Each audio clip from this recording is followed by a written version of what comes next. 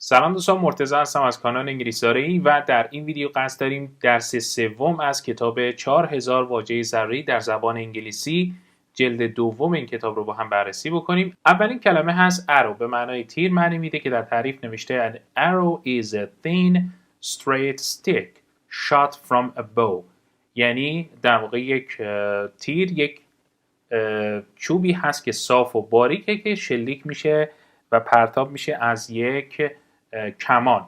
bow به معنای کمان. مثال: The arrow flew through the air and hit the target. خب دوستان، در اینجا flew گذشته flow هست، یعنی پرواز کردن یا پرتاب شدن. through یعنی از طریق the air هوا and hit the target و نشونه میره به اصطلاحاً به سمت هدف. target به معنای هدف یا مقصد میشه. بعدی هست battle، به معنای مبارزه. A battle is a fight between two armies during a war.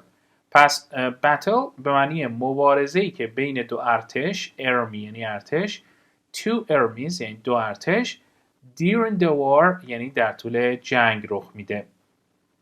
The battle lasted for many days. گفته مبارزه به طول انجام مید. کلمه last در اینجا به عنوان فعل استفاده شده، در حالت گذشته که شده lasted به معنی به طول انجام میدن. The battle lasted for many days. بعدی bow به معنای کمان. A bow is a weapon. Weapon به معنای سلاح معنی میده. Made of یعنی ساخته شده از curve wood، چوب در واقع منحنی، and string و یک رشته that shoots arrow که پرتاب میکند تیر رو. He went hunting with a bow and arrow. میگه او رفت به شکار با تیر و کمان. بعدی brave هست به معنای شجاع که صفته. A brave person is not afraid to face pain or danger.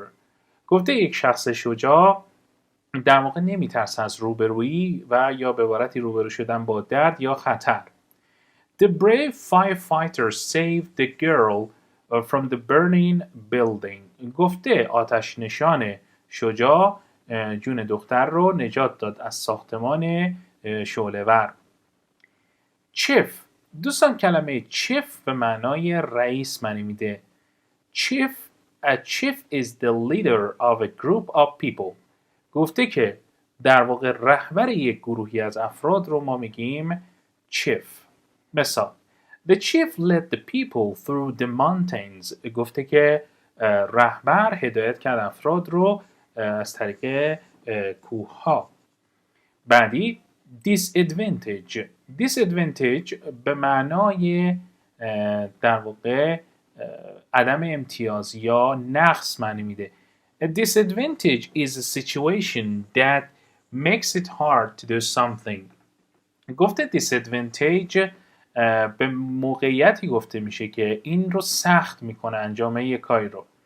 به عنوان مثال گفته Mike had a disadvantage in the race. میگه بدشانسی آورد که در مسابقه since به خاطر اینکه he hurt his knee، زانوش صدمه دید. enemy به معنای دشمن میشه، متضاد کلمه friend. An enemy is a country that is fighting another country during a war. گفته که دشمن یک کشوری که در حال مبارزه با کشور دیگه در حال جنگ هست به عنوان دشمن حساب میشه. The enemy prepared to attack the kingdom. گفته که دشمن آماده بود برای حمله به پادشاهی، تخت و تاج. entrance به معنای ورودی یا در ورودی، قسمت ورودی رو میگن entrance. An entrance is a place where someone can enter an area. یک مکانی که شخصی میتونه وارد اون فضا بشه. The gate was locked. میگه که دروازه بسته بود یا قفل شده بود. So Bill had to find a different entrance. بنابراین بیل میبایستی پیدا بکنه یک ورودی مختلف رو. کلمه بعدی hardly یعنی به ندرت. قید هست دوستان. Hardly shows that something happens is a very small way. یعنی به ندرت یک کاری اتفاق بیفته. I hardly saw the concert since I had to leave early.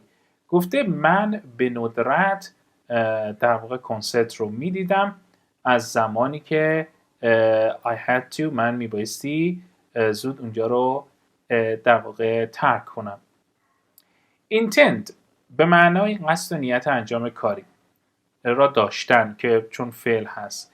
To intend to do something means to plan to do it. یعنی انجام یک کاری یعنی قصد و نیت برای یا برنامه‌ریزی واسه انجام اون کار. I intend to finish college in 3 years. گفته قصد و نیت به پایان رسوندن دانشکده رو دارم ظرف 3 سال آینده. بعدی laughter. دوستان laughter به معنای خنده معنی میده اسم هست. Laughter is the sound produced by laughing about something funny. گفته که صدایی که ایجاد میشه یا تولید میشه توسط خندیدن در مورد چیزی که جالب هست. Susan's joke made her classmates burst into laughter. دوستان burst into laughter یک کالوکیشن هستش یعنی کلماتی که با هم ترکیب میشن و همواره با هم میان. burst into laugh یعنی قاقاه خنده. خنده با صدای بلند. گفته که Susan's جوک سوزن در واقع باعث شد که همکلاسیاش بزنن زیر خنده.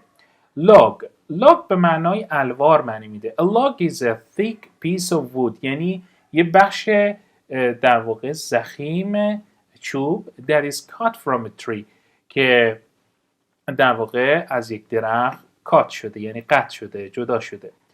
The fire was too small so we added another log to it. گفته آتش بسیار کوچیک بود بنابراین ما الوار دیگه ای رو بهش اضافه کردیم. کلمه بعدی military به معنای نظامی معنی میده یا ارتشی. The military is the armed forces یعنی نیروهای مسلح. دوستان armed forces باز یک کالوکیشن دیگه یک ترکیب دیگه هست. armed forces یعنی نیروهای مسلح نیروهایی که سلاح‌های نظامی همراه دارن. The military is the armed forces of a country. گفته ارتش نیروهای مسلح یک کشور هستش. I joined the military. من ملحق شدم به ارتش after I finished high school. بعد از اینکه دبیرستان رو به پایان رسوندم. بعدی obey به معنای اطاعت کردن فرمانبرداری کردن. To obey means to follow what a law or a person says to do. یعنی به این معنا که شما پیروی کنی از یک قانون یا یک شخصی که به شما میگه کاری رو انجام بدین. My little sister did not obey my mother. Now she is in trouble. میگه خواهر کوچیکم در واقع از حرفای مادرم اطاعت نکرد یا به حرفاش گوش نداد. Now she is in trouble. حالا افتاده تو دردسر. خب be in trouble دوستان باز یک ترکیب دیگه هست یعنی تو دردسر افتادن. پس یادتون باشه be امایزار که با فاعل منطبق میشه. به عنوان مثال she's in trouble یعنی اون تو دردسر افتاده. بعدی secure به معنای ایمن میشه یعنی safe یا ایمن بودن. To secure something means to get it after a lot of effort. یعنی چیزی رو در واقع بعد از تلاش زیاد get it مراقبت کردن یا به دست آوردن. خب پس در اینجا secure به معنای به دست آوردن معنی میده دوستان. با تلاش زیاد اکتساب کردن. I was able to secure a good grade on my test after weeks of study. پس در اینجا secure به معنای به دست آوردن با تلاش زیاد معنی میده. خب اگر معنی این کلمه رو سینونیم این کلمه رو بخوایم در نظر بگیریم به معنای fix معنی میده به معنای close یا lock معنی میده و در واقع تعاریف متعددی داره که به معنی attach یا متصل کردن protect against threat مراقبت کردن capture a person or animal succeed in obtaining something. پس یکی از معانی کلمه secure means succeed in getting something. یعنی به دست موفق شدن برای به دست آوردن چیزی. پس دوستان در اینجا کلمه secure به معنای to succeed to get something، یعنی به دست آوردن موفق به انجام کاری یا به دست آوردن چیزی. بعدی هست steady. steady به معنای ثابت، یک نواخت، یعنی محکم. Steady shows that someone or something does not change much. به نشون میده که شخص یا چیزی تغییر زیادی نداشته باشه. The problem was hard. میگه مشکل سخت بود. But she remained steady. اما او محکم و استوار باقی مون and solve it و موفق به چی شد؟ حل کردن اون شد.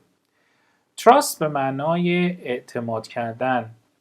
To trust is to believe that اعتقاد داشتن someone is honest. یعنی اطمینان داشته باشی که کسی صادق هستش.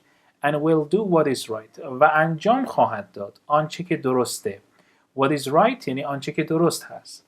I trust my friends. میگه من اطمینان دارم، اعتماد دارم به دوستام. They don't tell my secrets to other people. اونها رازهای من رو به دیگران نخواهند گفت یا نمیگن. کلمه بعدی twist هست دوستان. When we twist something, we turn it around and around. twist یعنی چرخاندن. میگه وقتی چیزی رو بچرخانیم یعنی دور تا دور چیزی گردوندن اون.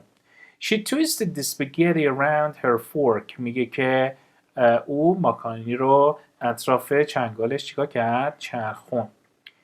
Unless به معنای مگر اینکه یک conjunction یا کلمه ربط هست. Unless means if not or except when. پس دوستان کلمه except به معنای بجز معنی میده یا مگر اینکه. Unless you clean your room که در جملات شرطی به جای if از unless استفاده میشه. پس یادتون باشه که در جملات شرطی ازش استفاده میشه. خب این جمله شرطیه. Unless you clean your room. میگه مگر اینکه شما اتاقت رو تمیز بکنی you cannot play with your friends. میگه اگر منظورش اینه که اگر اتاقت رو تمیز نکنی شما نمیتونی، در واقع براش داره شرط میذاره، با دوستانت بازی کنی. کلمه بعدی weapon به معنی اسلحه یا سلاح. A weapon is an object used to hurt people. گفته یک شیئی که استفاده میشه برای صدمه زدن به افراد. Swords یعنی شمشیرها. Have been used استفاده میشدند as به عنوان weapons for thousands of years. به عنوان سلاح‌هایی برای هزاران سال. اما بچه‌ها بریم سراغ تمرین‌هاش. قسمت A گفته که write the word that best fits each sentence. خب please put another log onto the fire. خب گفتیم log برای fire مناسبه، معنی الوار، یه تیکه چوب. It's getting cold in here. هوا داره اینجا سرد میشه. The woman shot the arrows with the bow. پرتاب کرد تیر رو با یک کمان. بعدی enemy military. If our country's army is weak, our enemy might attack us. دشمن ما ممکنه که به ما حمله کنه. Long ago, مدت‌ها قبل, Greece, یونان، کشور یونان, had the most powerful. میگه قدرتمندترین چی رو داشته؟ military. ارتش جهان. in the world. Number 3. Obey because I respect my parents. گفته به خاطر اینکه من احترام میذارم به والدینم. I their rules. I obey their rules. از قوانینشون اطاعت میکنم. تابع قوانین اونها هستم. We cannot trust Bob. میگه ما نمیتونیم به باب اطمینان کنیم، بهش اعتماد کنیم. Because he often doesn't do what he says he'll do. به خاطر اینکه او اغلب کاری رو انجام نمیده که او میگه که انجام خواهد داد. Number 4. I a job with a big company yesterday. گفته که I secured. من موفق شدم به دست بیارم یک شغل رو with a big company. در یک شرکت بزرگ دیروز. I intended to go to the store. میگه قصد دارم که برم به مغازه فروشگاه. But I didn't have time. اما وقتی نداشتم. Number 5. The rain was a disadvantage for the other soccer team. میگه در واقع باران باعث بدشانسی بود برای تیم فوتبال دیگه. During the battle در طول مبارزه at sea در دریا many ships sank. خب دوستان میدونی که کلمه sink گذشتهش میشه sank. sank یعنی غرق شد. گفته بسیاری از کشتی ها شد غرق شد. قسمت B گفته متناسب با این تعاریف کلمه مناسب رو انتخاب کنید. A person of the highest rank.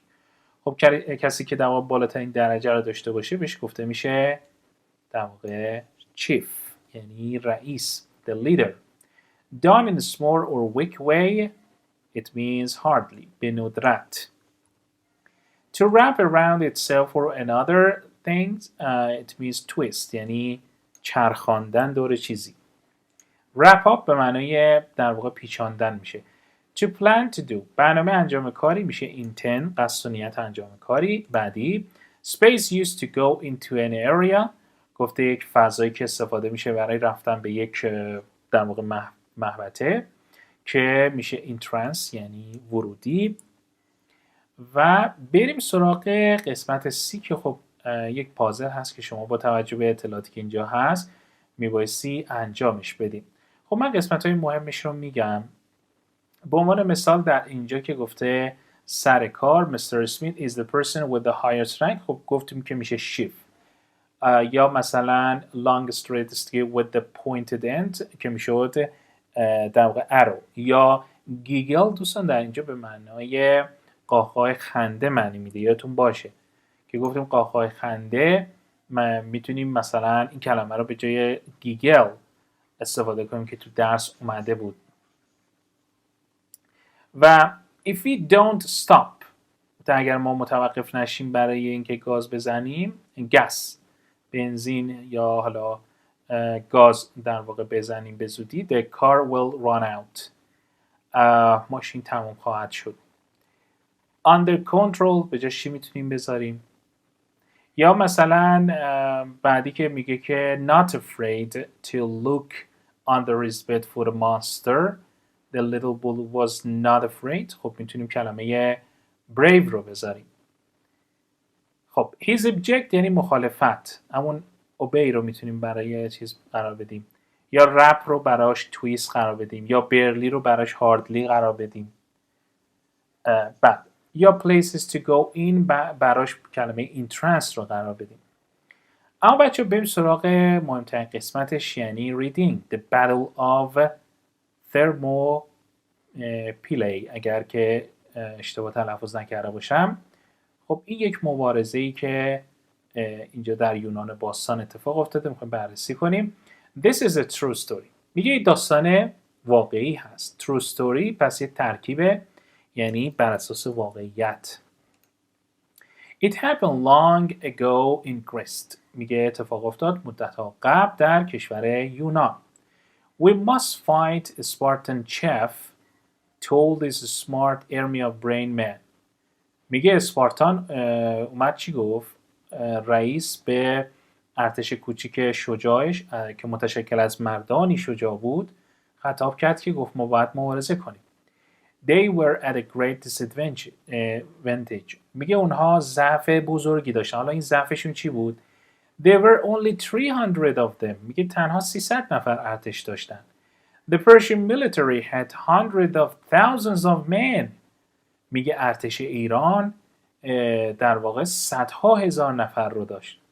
They were going to lose unless they could secure a small entrance میگه که اونها قصد داشتن در واقع ببازن یعنی بازنده قرار بود بشن با این اوصاف در واقع they could secure a small entrance مگر اینکه اونها بتونن موفق بشن که از اون ورودی کوچیک بتونن عبور کنن. The enemy couldn't move through it easily میگه دشمن نمیتونست حرکت بکنه به راحتی از طریق اون، چون تعدادشون زیاد بود. They intended to stop the enemy there. اونا قصد داشتن که متوقف کنن دشمن رو اونجا. The chief and his men got ready for the battle. میگه رئیس در واقع یا رهبر گروه و همچنین اعضای اون تیمش، اعضای گروهش آماده بودن برای مبارزه. Soon به زودی long lines of the enemy's army twisted around the hills. میگه که خطوط ارتشی دشمن بلند، یعنی ارتشی بسیار در واقع بلند، یعنی متشکل از تعداد افراد زیاد. twisted around the hills میگه دور تا دوره اون تپه ها رو گرفتن. The chief met the enemy with laughter. میگه رئیس در واقع ملاقات کرد دشمن رو با خنده. منظورش اینه که بهش خندیدن. He knew that his men's weapons and skills were better. او میدونست که خب سلاح‌های در واقع اونها و مهارت اونها skills بهتر بود. The Spartans trusted their leader. میگه که اعتماد داشت به رهبرشون اسپارتان ها و and obey him و از او اطاعت میکردن.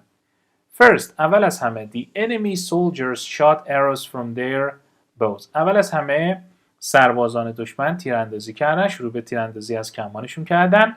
The chief told his men to lift their shields.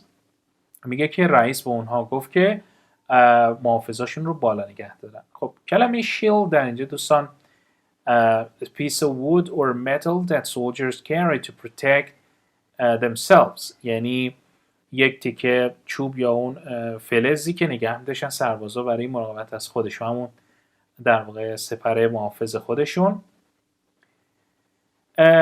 و در ادامه میگه که the arrow stuck into the shields. میگه تیرها برخورد میکرد into the shields به اون سپرها، به اون محافظها. but did not hurt any of the men. اما به هیچ کس صدمه وارد نمیشد. Then the enemy soldiers attacked this one with long spears. دوستان کلمه spear به معنی نیزه معنی میده. خب میگه سپس سربازان دشمن حمله کردند به اسپارتان ها با نیزه های بلند. The chief surprised them. رئیس اونها رو سورپرایز کرد. His men sent logs down the hills at the enemy. میگه چوب ها رو پرتاب کردن افرادش به سمت پایین تپه، به سمت دشمن. They fought for 3 days. یعنی 3 روز میگه مبارزه داشتن. Also اگرچه they hardly slept at all. میگه به ندرت خوابی داشتن. The chief and his men remained steady. میگه که در واقع رئیس و افرادش مقاومت کردن. Remain steady یعنی که مقاومت کردن. But the enemy found a way to beat the Spartans. اما دشمن یک راه رو پیدا کرد برای غلبه بر اسپارتان ها. The chief and all his men were killed. میگه رئیس و تمام افرادش کشته شدن. Even though یعنی اگرچه they lost. The battle of Thermopylae is one of the most famous battles in history. اگرچه مبارزه اونها یکی از مشهورترین مبارزات در تاریخ هستش. خب اسپارتان هم گفته شخصی هستش که در شهر اسپارتا در یونان هست. خب بریم سراغ سوالات درک مطلبش. اولین سوال میپرسه که What is this story about؟ داستان در مورد چی هست؟ اینکه How a small army almost beat a large military. Why good soldiers obey their leaders. چرا سربازان خوب فرمانبردار لیدرهای در واقع خوبشون هستن. خب داستان در مورد یک ارتش کوچیکی بود که مقابل ارتش بزرگ ایستادگی کرد. بعدی میگه Why was the smaller army not afraid of the larger one؟ چرا سربازان اون ارتش که کوچیکم بودن چرا نمی ترسیدن از ارتش بزرگ؟ خب به خاطر شجاع بودنشون بود دیگه و به خاطر اینکه اعتماد داشتن به سلاحاشون و همچنین مهارت هاشون. The smaller army had better weapons and arm. خب با توجه به این چیزی که اینجا در واقع نوشته B میتونه پاسخ صحیح باشه. بعدی The brave men knew they would lose. گفته که افراد شجاع میدونستن که اونها they would lose. اونها بازنده میدان خواهند بود. چرا؟ They heard the soldiers' laughter unless they secured the narrow entrance. اونها در واقع بازنده خواهند بود مگر اینکه موفق بشن که وارد اون ورودی نازک بشن که طبق باریک بشن که طبق اون متن گفته اشاره کرده بود بهش. شماره 4 میگه according to the passage. طبق متن کدومی که از اینها درسته در مورد ارتش ایران یا ارتش فارس ها؟ except بجز. خب their long lines of soldiers twisted around the. خب این درسته. They used bows and arrows. اینم درسته. They had a steady 3-day attack against the Spartans. خب این در واقع اینم درسته. They used fire to defeat the Spartan که این غلط. پس این پاسخ صحیح هست. و آخری میگه Why did the soldiers do whatever their chief asked of them.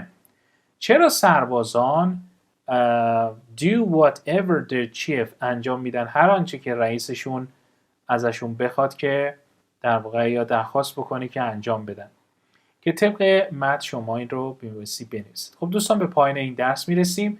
لایک و کامنت یادتون نره. موفق و مؤید